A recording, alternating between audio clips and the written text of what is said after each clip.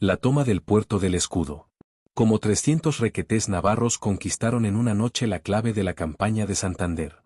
En la Guerra Civil Española hubo grandes batallas, ofensivas masivas y bombardeos que llenaron titulares.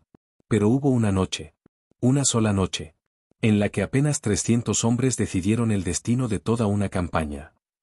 En la noche más oscura de la Guerra del Norte, 300 hombres avanzaron en silencio por un puerto de montaña.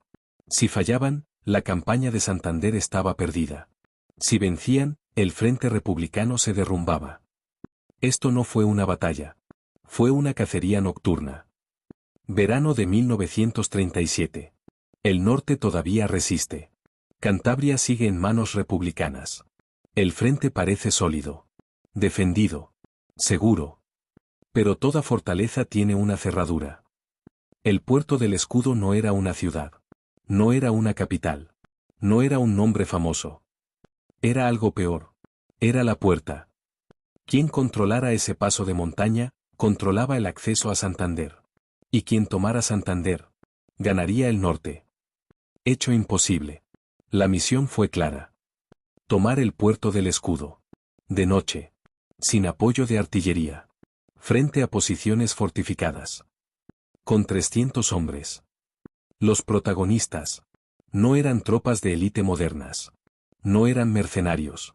No eran soldados profesionales. Eran requetés navarros. Voluntarios. Católicos.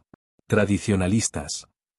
Hombres convencidos de que aquella noche no se luchaba solo por una posición militar, sino por el alma de España. Durante décadas, este episodio ha sido reducido a una nota al pie. Minimizado. Diluirlo era más cómodo que explicarlo. Porque plantea una pregunta incómoda. ¿Cómo pudo un grupo tan pequeño romper un frente entero en una sola noche? Esta no es una historia amable. No es una historia neutral. No es una historia cómoda. Es la historia de una noche de frío, fe, violencia y decisión absoluta. Hoy vamos a contarla. España partida en dos. España, 1937. La guerra ya no es un estallido. Es una trituradora. El país está dividido, pero no de forma simétrica. Hay frentes que arden y frentes que parecen dormidos. El norte es uno de ellos. Mientras Madrid resiste y el centro acapara titulares, en el norte de España se está librando otra guerra. Más fría, más silenciosa, más decisiva. Porque allí no se decide solo una batalla. Se decide quién puede ganar la guerra. Santander no es un objetivo simbólico. No es propaganda. Es logística. Industria. Puertos. Comunicaciones.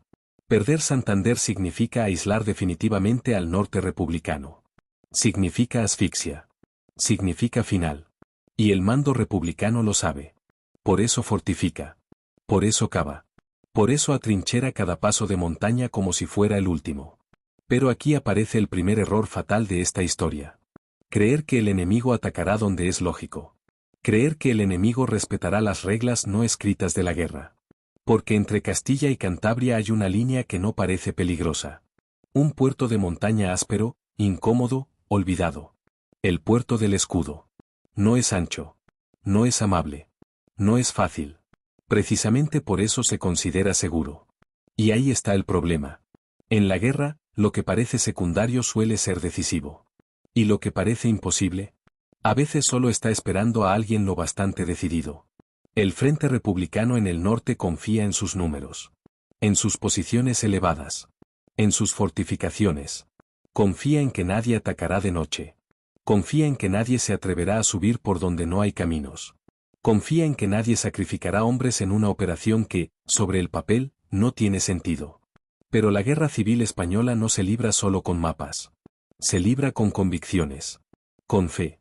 Con fanatismo, si hace falta. Y mientras unos confían en que el frente aguantará, otros están planeando romperlo por el punto más débil. No por el más visible. No por el más defendido. Por el que todos dan por perdido de antemano. El puerto del Escudo no era famoso. Pero era la llave. Y esa llave estaba a punto de ser forzada. La pregunta ya no es si el ataque era arriesgado. Lo era. La verdadera pregunta es otra.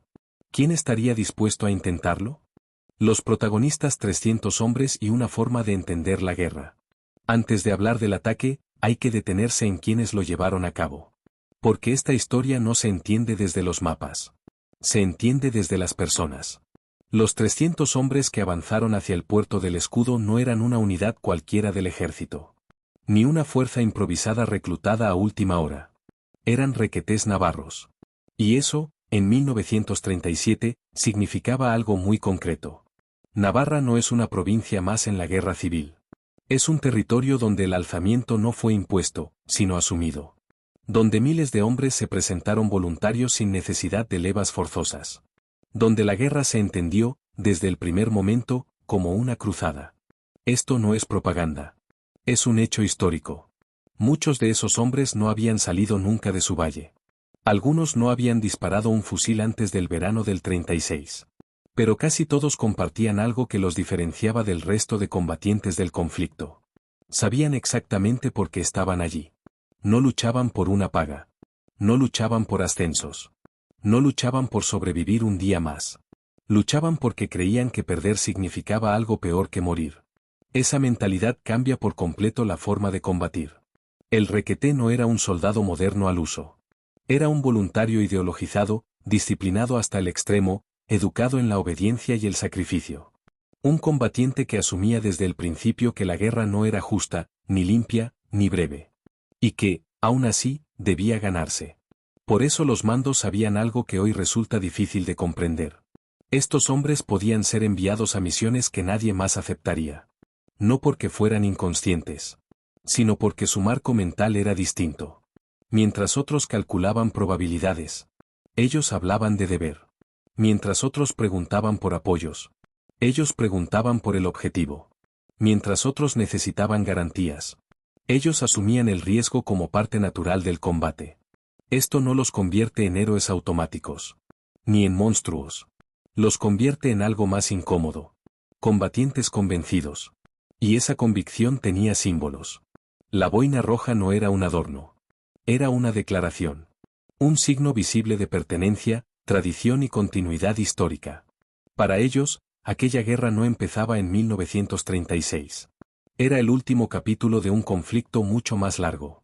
Una forma de resistencia heredada. Por eso rezaban antes de avanzar. Por eso llevaban escapularios.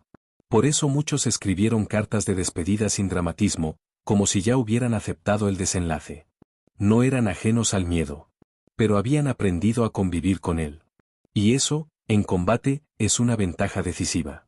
Cuando se habla de los requetés, a menudo se cae en la caricatura. O se les romantiza sin matices. O se les reduce a fanáticos sin voluntad propia.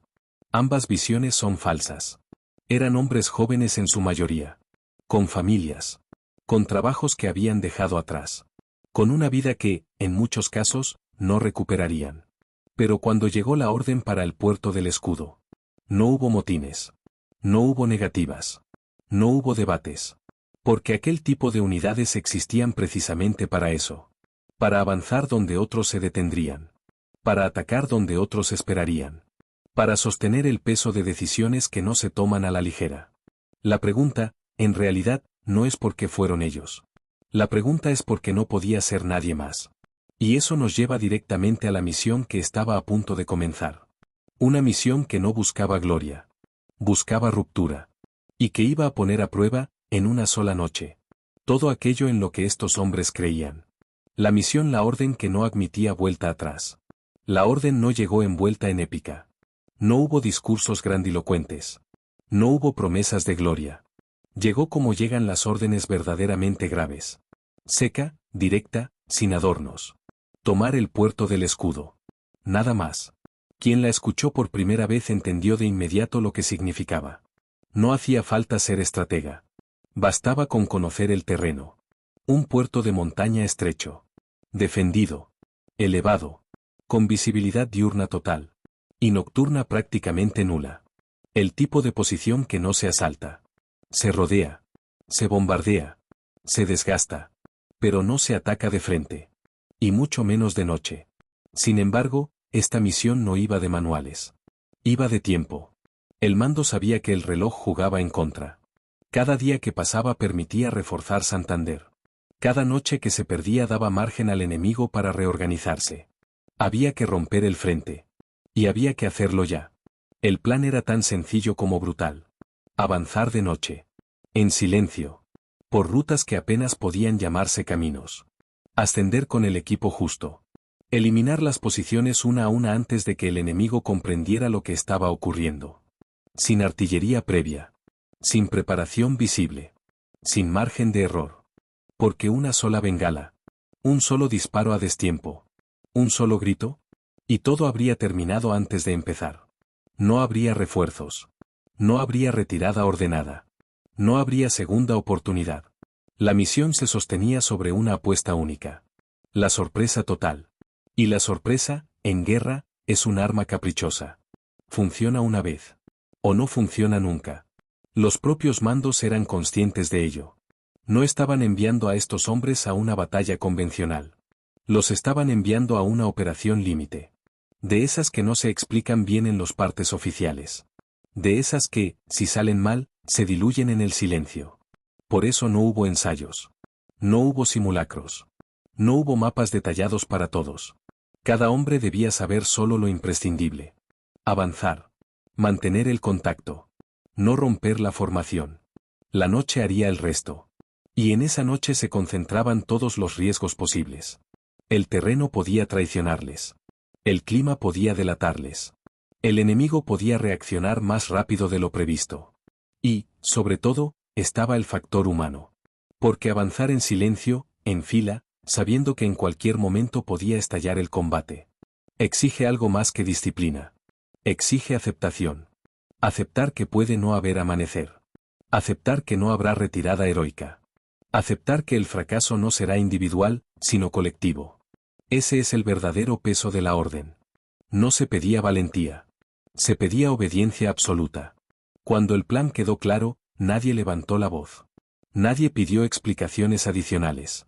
No porque no tuvieran dudas, sino porque las dudas ya estaban asumidas. Cada uno sabía que, a partir de ese momento, ya no combatían solo contra el enemigo. Combatían contra el miedo, contra el cansancio, contra la tentación de hacer ruido, de apresurarse, de sobrevivir a costa del grupo. Y entonces llegó el instante más peligroso de toda la operación. El momento en que todo estaba preparado, pero aún no se había dado la orden de avanzar. Ese intervalo breve en el que la mente imagina todas las formas posibles de morir. Ese silencio espeso que precede a las decisiones irreversibles. Cuando finalmente se dio la señal. No hubo gritos. No hubo arengas. Solo movimiento. Y en ese primer paso, en ese gesto casi insignificante de echar el cuerpo hacia adelante, la misión dejó de ser un plan. Se convirtió en destino. Porque a partir de ahí, ya no importaba lo que estaba escrito en los mapas. La noche del puerto del escudo había comenzado.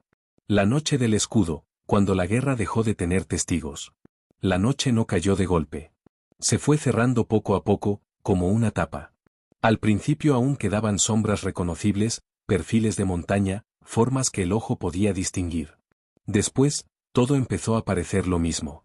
Roca, niebla, oscuridad. Avanzaban despacio. No por prudencia, sino porque el terreno no permitía otra cosa. Cada paso exigía atención absoluta. Un resbalón podía arrastrar al de detrás. Una piedra suelta podía delatar a toda la columna. Y sin embargo, avanzaban. No hablaban. No se señalaban. No se miraban. Cada hombre iba concentrado en lo único que importaba. No romper el silencio. En una operación así, el enemigo no es solo quien espera al otro lado. El enemigo es el propio cuerpo. La respiración que se acelera. El metal que golpea sin querer. El impulso de moverse más rápido para acabar cuanto antes. Todo eso había que dominarlo. El primer contacto no fue una explosión. Fue casi imperceptible. Una sombra donde no debía haberla. Un susurro. Un movimiento brusco en la oscuridad. El centinela no tuvo tiempo de entender lo que estaba ocurriendo. Ni de avisar. Ni de gritar. Y en ese instante, sin que nadie lo supiera todavía, el equilibrio del frente empezó a romperse. Porque el ataque no cayó como una ola. Cayó como una grieta. Pequeña al principio. Invisible. Pero suficiente. Las posiciones republicanas estaban preparadas para resistir un asalto clásico. Para responder al ruido, al fuego, al avance frontal. No para esto. No para un enemigo que ya estaba dentro antes de que se diera la alarma. Cuando el combate estalló de verdad, lo hizo de forma caótica. Sin líneas claras. Sin una dirección evidente. Disparos aislados. Órdenes contradictorias. Sombras atacando desde ángulos imposibles. En la oscuridad, el terreno dejaba de pertenecer al defensor. Pasaba a manos de quien se movía con decisión. Y los requetés no se detenían. No avanzaban rápido. Avanzaban seguros. Cada posición tomada no era un objetivo cumplido. Era una amenaza menos. El combate se volvió cercano. Demasiado cercano. No había tiempo para apuntar con calma. No había espacio para maniobrar. No había margen para el error. Era una lucha corta, brutal, casi primitiva. Y eso jugaba a favor de quienes habían aceptado esa noche como definitiva. A medida que pasaban los minutos, la confusión se extendía. Los defensores no sabían cuántos eran los atacantes. Ni desde dónde venían. Ni cuántos puntos habían caído ya. La sensación era clara. El frente se estaba disolviendo. Y en guerra, cuando la percepción se rompe, la derrota llega antes que la realidad. Hubo resistencia. La hubo. No fue una victoria limpia ni automática. Hubo bajas. Hubo momentos en los que el ataque estuvo a punto de detenerse. Pero cada duda se resolvía de la misma manera. Avanzando. Porque detenerse, en mitad de aquella noche, era morir. Poco a poco, casi sin que nadie pudiera señalar el momento exacto. El puerto del escudo dejó de estar en manos republicanas. No hubo una bandera alzada al amanecer. No hubo una escena clara que marcara el final. Solo la certeza, cuando empezó a clarear, de que algo irreversible había ocurrido. Al salir el sol, el mapa ya no era el mismo. Las posiciones que debían resistir habían caído. Y el paso de montaña, esa cerradura que sostenía todo el sistema defensivo, estaba abierto. La noche había terminado. Pero la consecuencia de aquella noche acababa de empezar. Y aún nadie, en retaguardia, comprendía del todo. Que acababa de perderse allí arriba. El amanecer, las cifras que confirmaron la ruptura. Cuando amaneció, el silencio fue distinto. No era el silencio tenso de la noche. Era un silencio pesado, casi administrativo. El tipo de silencio que aparece cuando la guerra ha terminado en un punto concreto. Y empieza a hacer cuentas. El puerto del escudo estaba en manos nacionales. No como resultado de una gran ofensiva visible, sino como consecuencia de una operación quirúrgica que había desarticulado el sistema defensivo republicano en su punto más sensible. Y con la luz del día, empezaron a llegar los datos. Los defensores del puerto pertenecían a unidades republicanas encargadas de cerrar el paso entre Castilla y Cantabria. Fuerzas mixtas, con soldados regulares, milicianos y apoyos de fortificación fija. No eran improvisados. No eran pocos. Las estimaciones más aceptadas sitúan la guarnición republicana del sector en varios cientos de hombres, distribuidos en posiciones escalonadas, nidos de ametralladoras y puntos de observación. Frente a ellos, los 300 requetés navarros que habían participado directamente en el asalto nocturno. Sin apoyo artillero. Sin blindados. Sin refuerzos inmediatos. El resultado, visto desde el amanecer, fue tan desproporcionado como decisivo. Las fuentes coinciden en que las bajas republicanas fueron elevadas, especialmente durante las primeras horas de confusión y repliegue. Entre muertos, heridos y prisioneros, el dispositivo defensivo quedó prácticamente inutilizado. Las cifras varían según los testimonios, pero se habla de decenas de muertos y un número significativo de prisioneros, muchos de ellos capturados desorientados, sin una cadena de mando clara tras la ruptura nocturna. En el bando atacante, las pérdidas existieron. Y fueron asumidas. Los requetés sufrieron bajas mortales y heridos, una proporción considerable teniendo en cuenta su reducido número. Cada hombre caído tenía nombre, familia y pueblo. No eran cifras abstractas. Pero el balance final fue claro para los mandos. La operación había cumplido su objetivo con un coste que, en términos militares, se consideró aceptable. Y eso es lo que convierte esta acción en algo más que una escaramuza. Porque el valor real de la toma del puerto del escudo no está solo en las bajas. Está en lo que provocó inmediatamente después. Con el paso abierto, las fuerzas nacionales pudieron avanzar hacia Santander sin enfrentarse a una defensa estructurada en profundidad. Las líneas republicanas, privadas de su anclaje natural, comenzaron a ceder en cadena. En cuestión de días, la campaña del norte entró en su fase final. Lo que había sido una posición considerada segura se reveló, de repente, como un error estratégico de primer orden. No por falta de hombres. No por falta de armamento. Sino por haber subestimado al adversario. El amanecer en el puerto del Escudo no fue celebrado con grandes gestos. Fue observado con la frialdad de quienes entendían lo que significaba. No se había ganado la guerra. Pero se había inclinado definitivamente una campaña. Y mientras los partes oficiales empezaban a circular. Mientras los mapas se actualizaban en los estados mayores. Allí arriba quedaban los restos de la noche. Cuerpos. Armas abandonadas. Posiciones vacías. La prueba silenciosa de que, a veces, la historia no cambia con grandes ejércitos en movimiento, sino con decisiones tomadas en la oscuridad. Y pagadas al amanecer. La polémica, la victoria que incomodó al relato. Lo que ocurrió en el puerto del Escudo no tardó en ser conocido por los mandos militares. Pero tardó mucho más en ocupar un lugar claro en la memoria colectiva. Y eso no fue casual. Desde el punto de vista estrictamente militar, la operación fue un éxito evidente. Un número reducido de combatientes había tomado una posición clave. Había causado un colapso defensivo. Y había acelerado, de forma directa, la caída de Santander pocos días después. Eso no es discutido. Donde empieza la controversia es en cómo se ha contado, o cómo no se ha contado, este episodio. Los partes nacionales de la época reconocen la importancia del avance por el puerto del Escudo. Pero tienden a integrarlo dentro de un conjunto más amplio de movimientos, diluyendo el carácter excepcional del asalto nocturno. No se exagera, pero tampoco se subraya. En el otro lado, las fuentes republicanas apenas lo mencionan de forma directa. Cuando lo hacen, suele aparecer como una retirada forzada, o como una consecuencia inevitable de la presión general sobre el frente norte. Rara vez se describe como lo que fue. Una ruptura súbita y localizada. Los historiadores que han estudiado la campaña de Santander coinciden en varios puntos clave. Primero, el puerto del Escudo era, efectivamente, uno de los pasos estratégicos más sensibles del sistema defensivo republicano en Cantabria. Segundo, la caída del puerto no se debió a un desgaste prolongado, sino a una acción concentrada, rápida y sorpresiva. Y tercero, aquí empieza lo incómodo.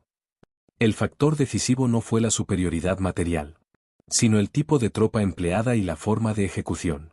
Las cifras ayudan a entender por qué este episodio genera fricción. En términos de efectivos, el ataque fue realizado por aproximadamente 300 requetés. Mientras que la defensa republicana del sector contaba con un número superior, reforzado por posiciones fijas, ametralladoras y conocimiento del terreno. En cuanto a bajas, las horquillas que manejan los investigadores, cruzando memorias, partes militares y testimonios posteriores, apuntan a decenas de muertos republicanos. Un número indeterminado pero significativo de heridos y prisioneros. Y bajas sensibles entre los atacantes, altas en proporción a su número total.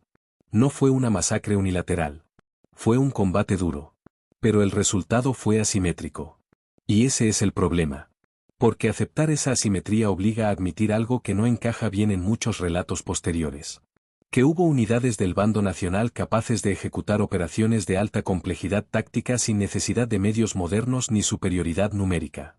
Durante décadas, el relato dominante sobre la guerra civil ha tendido a simplificar. A dividir entre profesionalidad y caos. Entre modernidad y atraso. Entre racionalidad y fanatismo. El puerto del Escudo rompe ese esquema. Aquí no hay improvisación desordenada.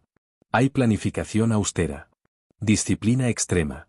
Y una disposición al sacrificio que resulta difícil de traducir a categorías actuales. Por eso este episodio ha sido tratado con cautela. A veces con silencio. A veces con una mención tangencial. A veces reduciéndolo a una anécdota dentro de una ofensiva mayor. No porque no fuera importante, sino porque es difícil de encajar sin matices incómodos. Reconocer la eficacia militar de aquella acción no implica glorificar la guerra. Ni justificarla. Ni absolver responsabilidades. Implica algo más simple, y más difícil. Aceptar que la historia no siempre se comporta como nos gustaría. Que hubo hombres convencidos, organizados y dispuestos a morir. Y que esa combinación, en una noche concreta de 1937, cambió el curso de una campaña entera. El problema no es recordar el puerto del escudo. El problema es explicarlo sin reducirlo. Y quizá por eso, todavía hoy, sigue siendo una de las victorias menos contadas y más decisivas de toda la guerra civil en el norte. El legado, lo que quedó cuando la guerra siguió adelante. Cuando la guerra avanzó hacia otros frentes, el puerto del escudo dejó de ser noticia.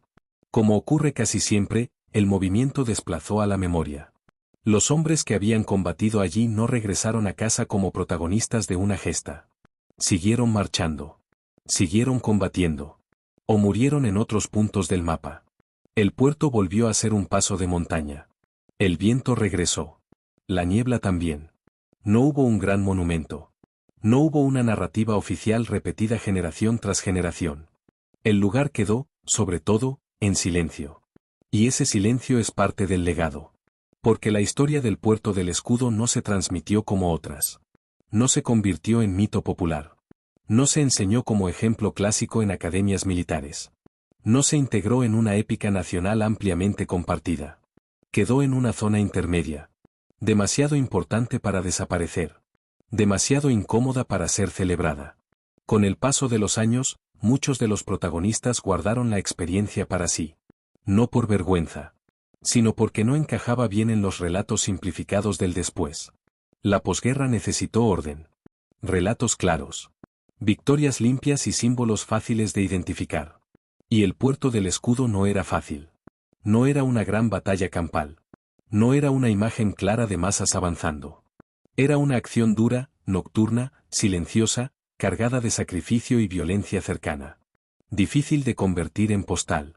Con el tiempo, el lugar quedó absorbido por el paisaje. Hoy, quien lo cruza raramente imagina lo que ocurrió allí. No hay marcas visibles que expliquen que ese paso fue, durante unas horas, uno de los puntos más decisivos de la guerra en el norte.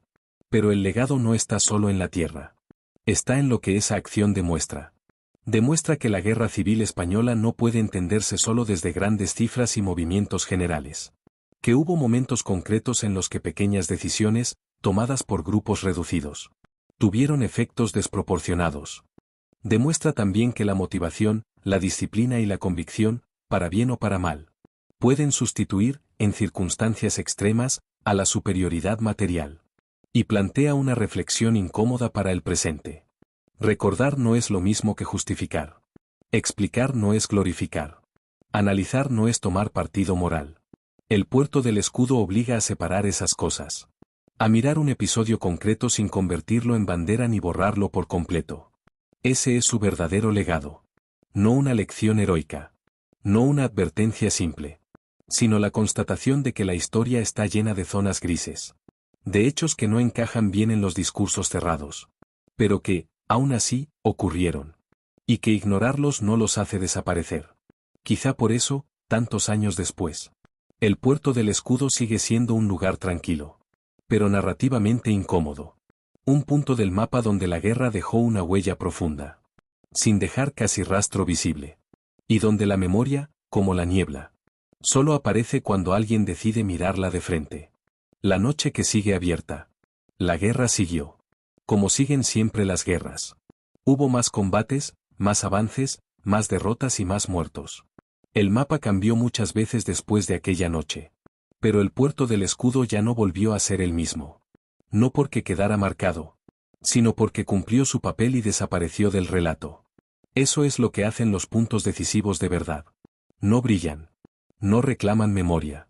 Simplemente inclinan la balanza y se retiran. Los hombres que avanzaron aquella noche no sabían que estaban haciendo historia. Ni falta que les hacía. Solo sabían que, si fallaban, todo lo demás carecería de importancia. Y quizá ahí esté la clave de por qué este episodio sigue incomodando. Porque no encaja bien en los discursos fáciles. Porque no permite héroes limpios ni villanos simples. Porque obliga a mirar la guerra no como una idea, sino como una suma de decisiones humanas llevadas al límite. El puerto del escudo no pide homenaje. Tampoco olvido. Pide algo más difícil. Ser entendido. Entender que hubo hombres dispuestos a avanzar en la oscuridad absoluta. Entender que hubo otros defendiendo una posición que creían segura. Entender que, en una sola noche, la convicción, la disciplina y el riesgo absoluto cambiaron el rumbo de una campaña entera. La historia no siempre grita. A veces susurra. Y cuando lo hace, suele hacerlo desde lugares como este. Desde pasos de montaña. Desde noches sin testigos. Desde decisiones que nadie puede deshacer al amanecer. El puerto del escudo sigue ahí. Silencioso. Indiferente. Pero cada vez que alguien se detiene a mirar ese punto del mapa, la pregunta vuelve a surgir, inevitable. ¿Cuántas historias decisivas seguimos sin contar? Porque nos obligan a pensar más de lo que nos gustaría. Y quizá, solo quizá, contar esta sea una forma de no repetir el silencio.